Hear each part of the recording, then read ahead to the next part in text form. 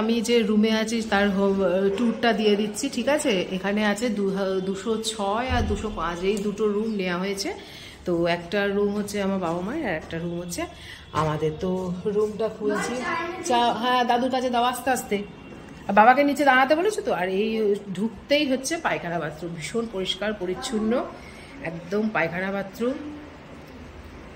আর এইটা হচ্ছে রুম, একটু এলো পাতারি রয়েছে কারণ এসে আমরা সব কি বলবো ছড়িয়ে ছিটিয়েই রেখেছি, খাওয়া দাওয়া হয়েছে। এখানে দুটো করে চেয়ার, একটা টেবিল আছে, একটা সোফা আছে, এখানে একটা আয়না আছে, এখানে একটা ফোন আছে রিসেপশনে ফোন করবার জন্যে। আর এই যে একটা খাট বেড আছে যেটা 3 জনে ভালোভাবে শোয়া যাবে। আর আমরা যেহেতু এসি নিয়েছি তো এসি রুমটাই আছে। আর পাখা, একটা টিভি, জাস্ট এগুলো রয়েছে। আর এইদিকে একদম মানে মেন রোড, মেন রোড দিয়ে একটু ভেতরে মেন রোড, এই যে এদিক দিয়ে হচ্ছে মেন রোড আর একটু ভেতরে হচ্ছে আমাদের রুমটা। এই হলো রুমের সামনের দিক, একদম যে রুমের সামনের দিক আমরা আছি একদম ফার্স্ট ফ্লোরে। ফার্স্ট ফ্লোরে রয়েছি। আর এই রুমটা আচ্ছা একটা কম্বলও রয়েছে, তো কম্বলটা আমরা ইউজ করিনি যেহেতু আমি কম্বল নিয়ে এসেছি, আমি ইউজ করিনি। আর একটা এখানে আলমারি টাইপের আছে, ইউজ হয়েছে, এই জাস্ট এমনি জিনিসপত্র রাখা আছে, যাই হোক। আর এই রুমটার ভাড়া নিয়েছে টোটাল 1200 টাকা বলেছিল আমাদের রিকোয়েস্টে, এটা 1100 টাকা নিয়েছে। তো আমরা কালকে 19 তারিখ ঢুকেছি 12টার সময়, তো আবার কালকে সকালবেলায় চলে যাব, যে কাল সকালবেলায় চলে যাব। আমাদের ট্রেন যেমন আছে বেরোতে হবে, তবে বাবা মায়েরা বেরোবে না। তো এই হচ্ছে আজকে নেক্সট দিনে স্টার্ট করলাম হোম ট্যুর থেকে। তো চলো সারাদিন কি করছি সেটাও তোমাদের দেখাতে থাকবো।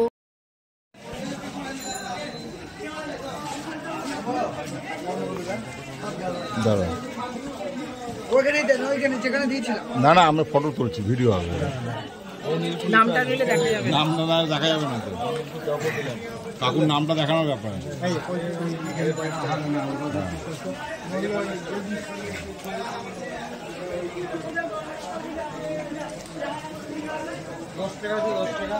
পেমেন্ট করে দেবেন, 10 টাকা দেবেন, পেমেন্ট করে দিলে ভালো হয়, খেতে চলে যাবে। কত হয়েছে? কত হয়েছে? 800, 900, 1000, 1100।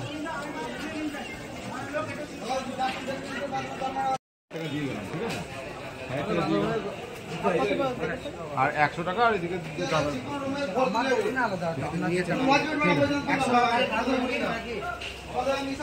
উনি 100 টাকা পাবেন, আমাদের এদিকে 100 টাকা পাচ্ছে। হ্যাঁ জলদি চলো। আমি চলে এসেছি এখানে, দেখো পুজো দিতে। তো কখন সময় গেলে, কোন টাইমে গেলে মন্দির ফাঁকা থাকবে এবং খুব ভালোভাবে পুজো দেওয়া যাবে সেগুলোই তোমাদের সঙ্গে আজকে আমি শেয়ার করে দেবো।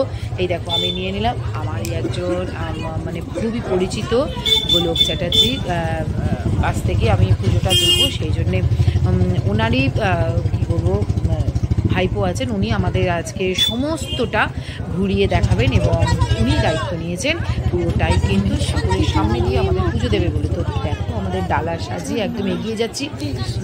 আর আরও যারা ছিল মানে বাবা মা আমার ছেলেমেয়েরা ওরা লাইনে দাঁড়িয়ে আছে। এই দেখো পুরোটাই আমি কিন্তু পুরোটাই আমি তোমাদের সঙ্গে শেয়ার করছি। একদম মন্দির প্রাঙ্গণে চলে এসেছি এবং দেখো পুজোটা দেবো বলে আরও এগিয়ে যাচ্ছে। আর এদিকে দেখো এদিক ওদিক করে সব ভক্তরা একদম প্রসাদ পাওয়ার জন্য রেডি হয়ে গেছে। যাদের পুজো দেওয়া গেছে তারা দেখো প্রসাদ পাচ্ছে। কেউ কোনো ভক্ত হয়তো তার মনস্কামনা পূর্ণ হয়েছে, তো সবাইকে এই মন্দির প্রাঙ্গণে বসে কি বলবো একদম মহাভোজ খাওয়াচ্ছে, যাকে বলে একেবারে মহাভোজ। এই দেখো সবাই বসে আছে এখানে, খিচুড়ি প্রসাদ থেকে শুরু করে পোলাও প্রসাদ থেকে শুরু করে মাছ অবধি একদম সম্পূর্ণটা এই মন্দিরে বসেই খাওয়ানো হচ্ছে। এত সুন্দর লাগছে সেটা তোমাদের সঙ্গে আমি শেয়ার করব একটু একটু করে। তো চলো কি কোন টাইমে গেলে মায়ের একদম সম্পূর্ণ তোমরা কি বলবো দর্শন পাবে সেটাই তোমার সঙ্গে শেয়ার করে নিই। আমরা তখন বেরিয়েছি 12:30 নাগাদ বেরিয়ে, হোটেল থেকে বেরিয়ে একদমই সামনে যেহেতু, তো হোটেল থেকে বেরিয়ে আমরা কিন্তু প্রসাদের ডালা নিয়ে এই দেখো লাইনে দাঁড়াচ্ছি এবং লাইনে দাঁড়িয়েছি। তখন বাজে প্রায় 1:10।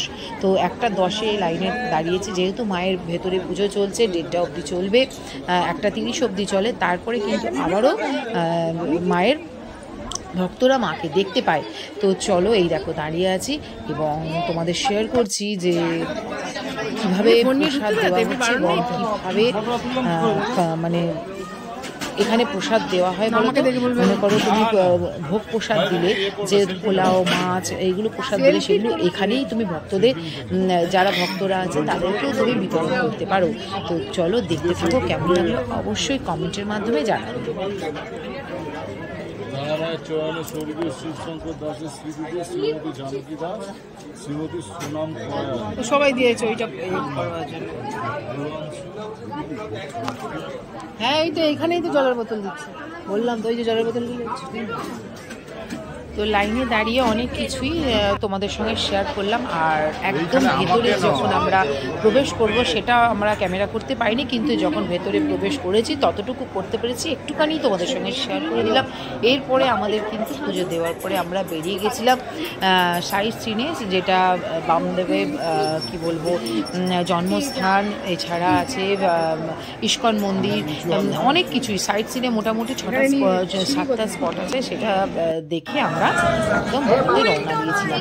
তো মানে ভালোভাবেই আমরা যেভাবে পুজো দিয়েছি, তোমরা আমার এই ব্লগটা দেখে বুঝতে পারবে যে আমরা মায়ের কাছে পুজো দিয়েছি।